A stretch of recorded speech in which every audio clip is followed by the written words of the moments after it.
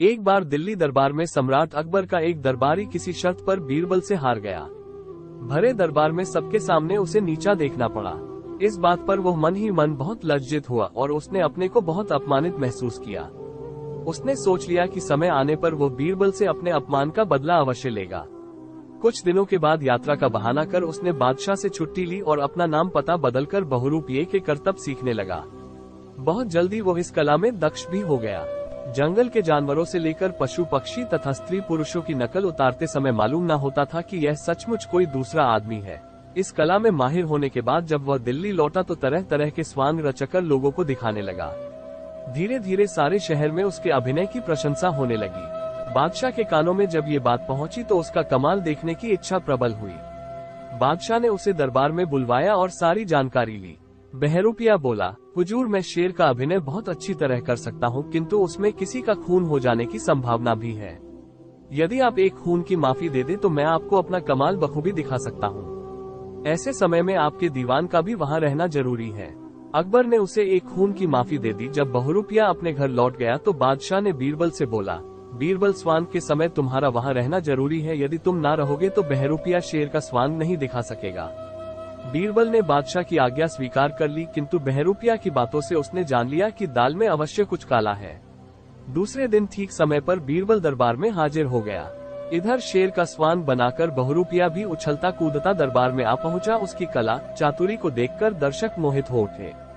बादशाह भी अत्यंत प्रसन्न हुए। इतने में वो बनावटी शेर उछलकर बीरबल के ऊपर आ झपटा।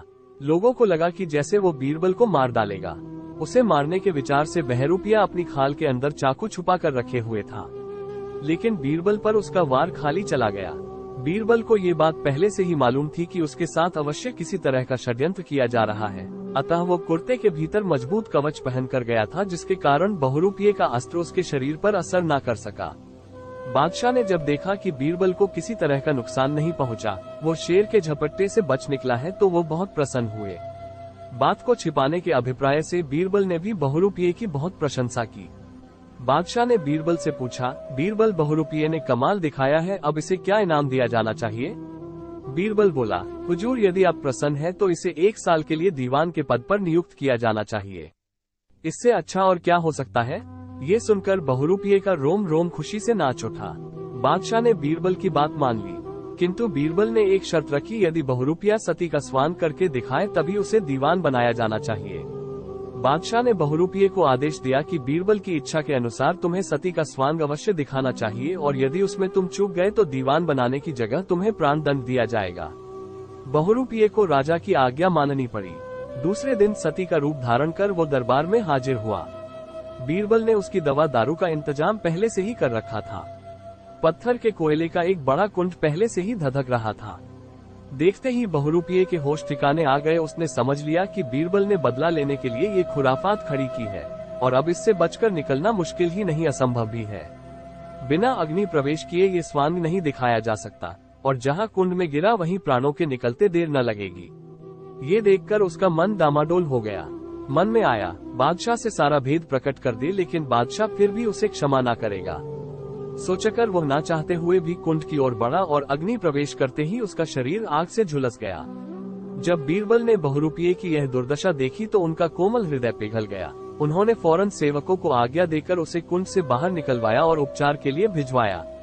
ये देखकर दरबार में चारों ओर बीरबल की जय जयकार होने लगी। बीरबल की इस उदारता से बहुरूपिये के मन में भी बीरबल के प्रति श्रद्धा भाव उत्पन्न हो गई। इधर बीरबल ने जब प्रमाण देकर बादशाह को बहुरूपिये का सारा भेद बताया तो बीरबल की प्रशंसा करते हुए बादशाह ने खुदा का शुक्र किया। जब बहुरूपिया पूरी तरह स्वस्थ हो गया तो वो दरबार में पुनः उपस्थित हुआ। उसने अपना पूर्व परिचय देते हुए कहा, मैं वही दरबारी हूँ जो एक बार बीरबल से शर्त में हार गया था, इसलिए मेरे मन में बीरबल के प्रति बदले की भावना उत्पन्न हो गई थी और मैंने उनकी जान लेने की कोशिश की, लेकिन मुझे अब उनकी बुद्धिमत्ता और उदारता का ज्ञान हो गया है और मैं अपने उस बैर भाव को बिल्कुल भूल गया हूँ। तो दोस्तों, ऐसे ही बुद्धिमत्ता और उदार भावना रखने से आपके बारे में बुरा सोचने वाले भी आपके मित्र बन जाते हैं। दोस्तों, इस कहानी को पढ़ने के लिए धन्यवाद। आपको ये कहानी कैसी लगी नीचे कमेंट करके हमें जरूर बताइएगा। अगर आपको ये कहानी पसंद आई हो तो अपने दोस्तों के साथ जरूर शेयर करें।